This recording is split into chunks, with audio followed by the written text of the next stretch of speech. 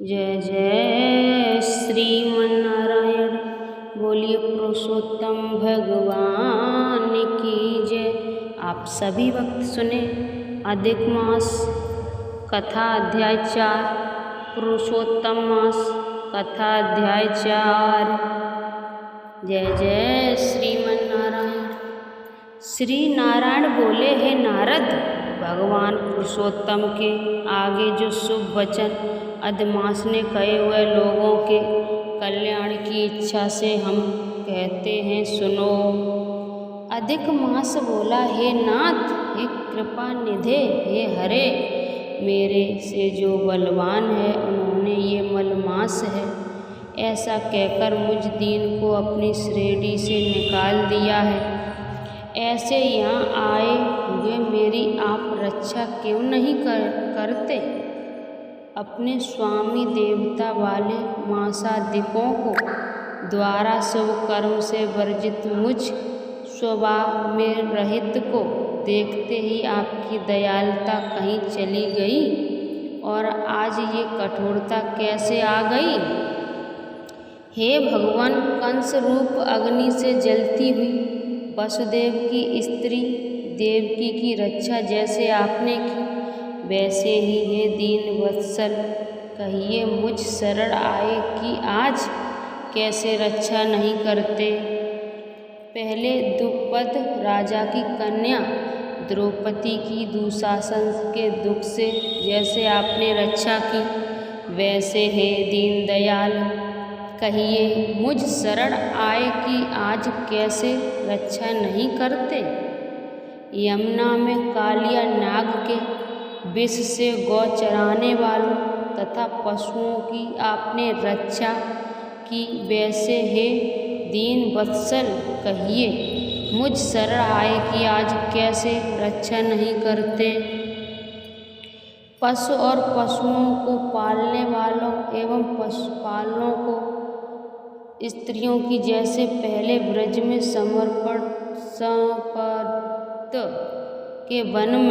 सरपत के वन में लगी हुई अग्नि से आपने रक्षा की, वैसे हे दीन वत्सल, कहिए मुझ शरण आए कि आज कैसे रक्षा नहीं करते? मगध देश के राजा जरासंध के बंधन से राजाओं की जैसे रक्षा की, वैसे हे दीन वत्सल, कहिए मुझ शरण आए कि आप कैसे रक्षा नहीं करते? आपने ग्राह के मुख से गजराज की झट आकर जैसे रक्षा की, वैसे ही दीन वत्सल, कहिए मुझ शरण आए कि आज कैसे रक्षा नहीं करते? श्री नारायण बोले, इस प्रकार भगवान को कह स्वामी रहित मलमास आंसू बहाता मुख लिए जगतपते के सामने चुपचाप खड़ा रहा।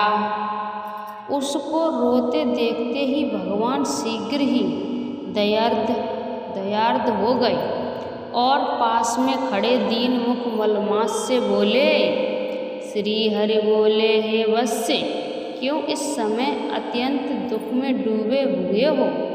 ऐसा कौन बड़ा भारी दुख तुम्हारे मन में है?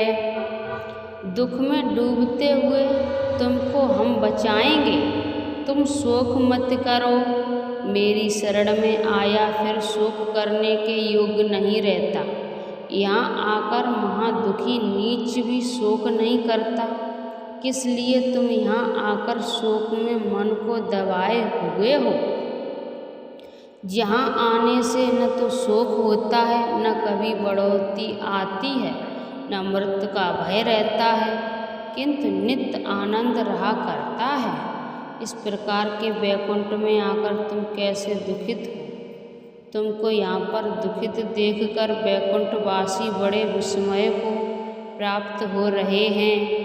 हे वत्सल, तुम कहो, इस समय तुम मरने की क्यों इच्छा करते हो?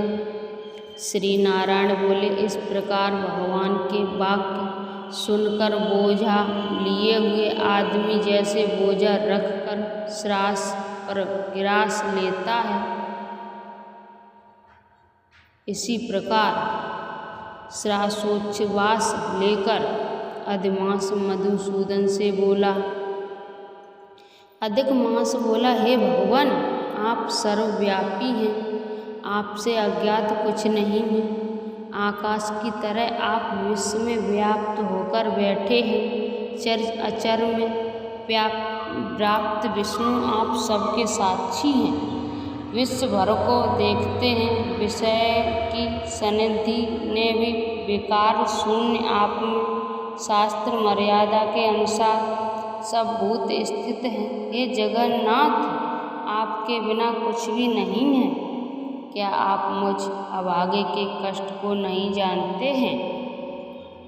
तदाप हे नाथ, मैं आपकी व्यथा को कहता हूँ।